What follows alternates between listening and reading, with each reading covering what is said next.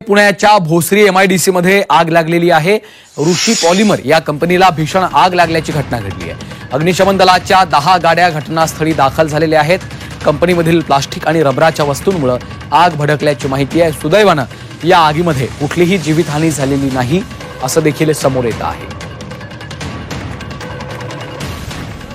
कैलास पुरी आमचे प्रतिनिधी फोनलाईनवरून आपल्या सोबत आहेत। कैलास, नेमकी आग कशामुळे लागलेली आहे आणि सध्याची काय परिस्थिती आहे? अजूनही आग विझवण्याचा प्रयत्न जो आहे तो अग्निशमन दलाकडून केला जात आहे। 10 गाड्या ज्या आहेत अग्निशमन दलाकडून या ठिकाणी आलेल्या आहेत। गेले काही दिवस पिंपरी चिंचवडच्या एमआयडीसी भागांमधल्या कंपन्यांना आग लागण्याच्या घटना सातत्याने घडत आहेत। आजही त्याच पद्धतीनं या 8:30च्या सुमाराला ही आग लागलेली आहे। सुदैवानं कोणतीही जीवितहानी झालेली नाही। नेमकी आग कशाने लागली याचं कारण अद्यापही समजू शकलेलं नाही। सध्या आग आटोक्यात आणण्याचा युद्ध पातळीवर प्रयत्न जो आहे तो अग्निशमन दलाकडून करण्यात येत आहे। निश्चितच धन्यवाद कैलास सविस्तर माहितीसाठी।